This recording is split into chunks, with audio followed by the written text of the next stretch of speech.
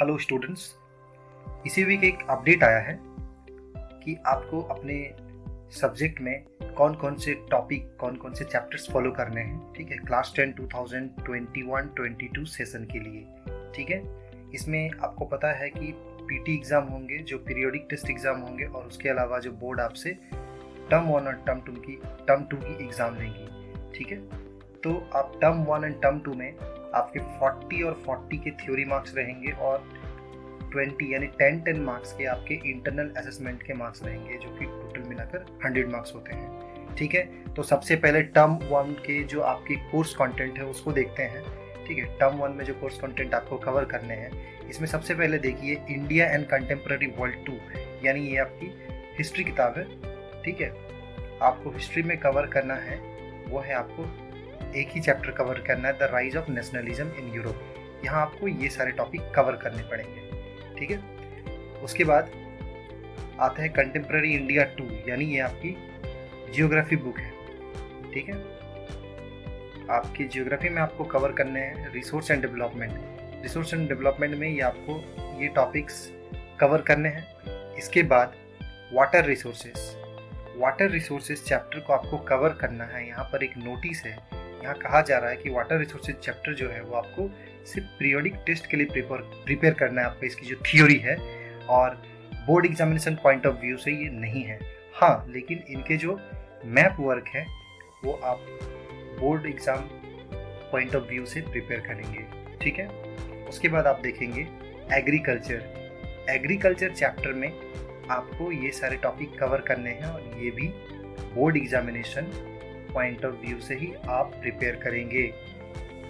उसके बाद आते हैं डेमोक्रेटिक पॉलिटिक्स 2, यानी आपका जो पॉलिटिकल साइंस की किताब है, पॉल साइंस। ठीक है, पॉल साइंस में आपको कवर करने होंगे power sharing chapter. Power sharing में ये सारे जो टॉपिक्स है इस चैप्टर्स के अंडर में ये कवर करने हैं। फेडरलिज्म के अंडर में चैप्टर फेडरलिज्म के अंडर में ये सारे टॉपिक कवर करने हैं आपको। ठीक है, उसके बाद इकोनॉमिक्स में देखिए, इकोनॉमिक्स में भी आपको 2 चैप्टर कवर करने हैं। पहला चैप्टर है डेवलपमेंट। ठीक है, उसके बाद है डेवलपमेंट के अंडर में ये सारे टॉपिक्स हैं, जो सब थीम्स है, ये आपको कवर करने हैं। फिर है दूसरा chapter sectors of Indian economy. इसके जो थीम्स है, टॉपिक्स है, ये सारे आपको कवर करने पड़ेंगे। ठीक है, उसके बाद हम आते हैं मैप वर्क में।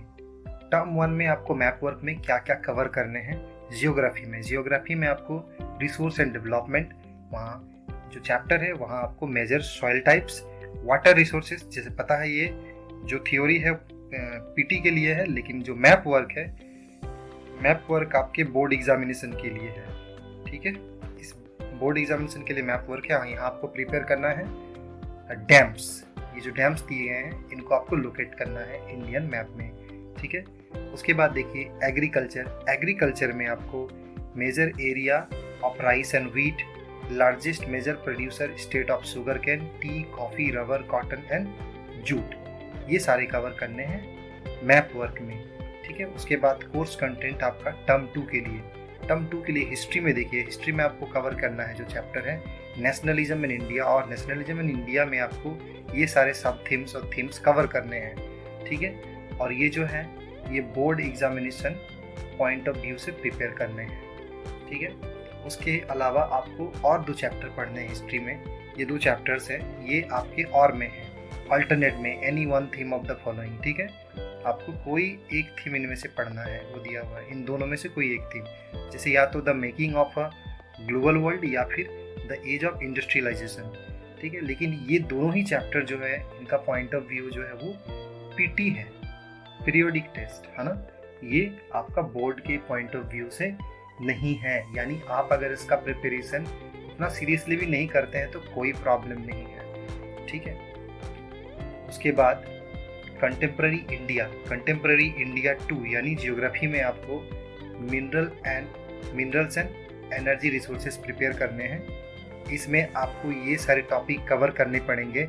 जहाँ पर आप ध्यान दे सकते हैं कि यहाँ पे ये भी आपका जो चैप्टर यहाँ पर एक नोटिस दिया हुआ है, इसका कहना ये है कि ये पीटी यानी periodic test point of view से इसका एग्ज़ाम लिया जाएगा।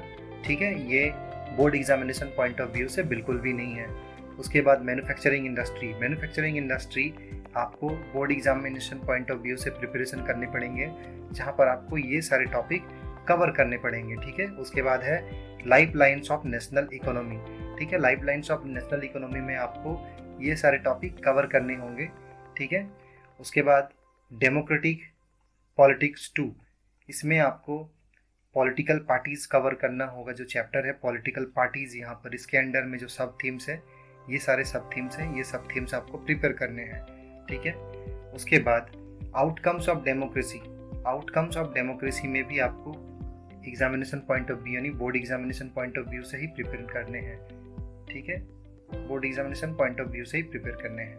यहाँ आपको ये सारे सब थीम्स कवर करने होंगे। इकोनॉमिक्स में भी 2 चैप्टर आपको कवर करने होंगे। 2 चैप्टर्स क्या क्या हैं? मनी एंड क्रेडिट, ठीक है। इसके अंडर में जो सब थीम्स है या थीम्स है, ये आपको ये करने होंगे। और ग्लोबलाइजेशन एंड द इंडियन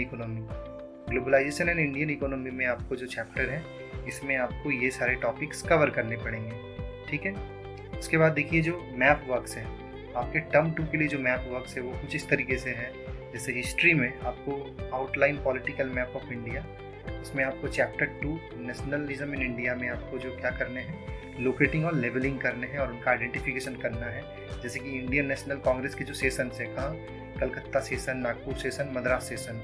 फिर important centre of Indian national movement, जैसे कि Champaran, movement of indigo planters, Kheda, peasant satyagraha, Ahmedabad, cotton mill worker satyagraha, Amritsar, Jallianwala Bagh incident, Chauri Chaura, calling of the non cooperation movement, Dandi, civil disobedience movement, ठीक है। जियोग्राफी में आपको outline political map of India में आपको locating levelling करने हैं मिनरल्स एंड एनर्जी रिसोर्सेज से।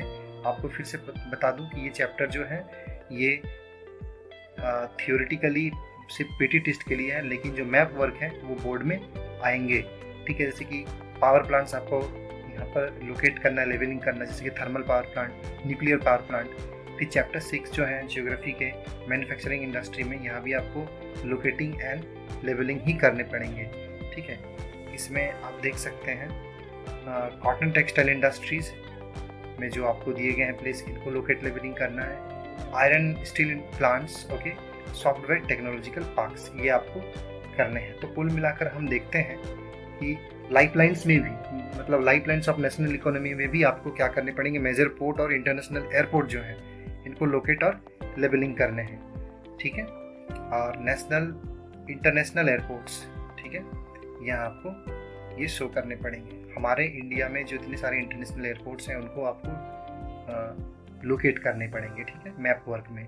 तो कुल मिलाकर अगर हम देखें तो टर्म 1 में आपको एसएसटी में 7 चैप्टर्स कवर करने पड़ेंगे और टर्म 2 में भी आपको क्या करने पड़ेंगे, 7 चैप्टर्स ही कवर करने पड़ेंगे। इसको कुछ ऐसे समझ सकते हैं हम लोग, ठीक है, जैसे कि chapters 2 cover in term 1। Term 1 में जो रेड कलर आप देख रहे हैं ये आपको कवर नहीं करना है, यानी ये सिर्फ पीटी पॉइंट ऑफ व्यू से है, पीरियोडिक टेस्ट। मतलब देखें तो आपको सीरियसली जो टर्म 1 एग्जामिनेशन के लिए प्रिपरेशन करना है वो इन 7 चैप्टर्स के करने हैं। मतलब यहाँ पर आपको टर्म 1 में कितने सारे करने हैं, 7 चैप्टर्स के प्रिपरेशन करने हैं, ठीक है। उसी तरीके से आप अगर देख लें टर्म 2 को, ठीक है, टर्म 2 में भी आप देख सकते हैं, टर्म 2 में ये जो रेड दिख रहा है आपको, इनका आपको प्रिपरेशन नहीं करना है क्योंकि ये आपका पीटी पॉइंट ऑफ व्यू से है। आप प्रिपरेशन कीजिए इसका, लेकिन पीटी पॉइंट ऑफ व्यू से। लेकिन सीरियसली जो आपको स्टडी करनी है ये 7 चैप्टर्स हैं, 1 2 3 4 5 6 7, ये 7 चैप्टर्स। यहाँ भी आपको टर्म 2 में टोटल 7 चैप्टर्स का प्रिपरेशन करना है, ठीक है। तो स्टूडेंट्स, आपको ये जानकारी कैसी लगी आप मुझे कमेंट सेक्शन में बताना, और भी ऐसे अपडेट के लिए हमारे चैनल से जुड़े रहिए। तब तक के लिए थैंक यू।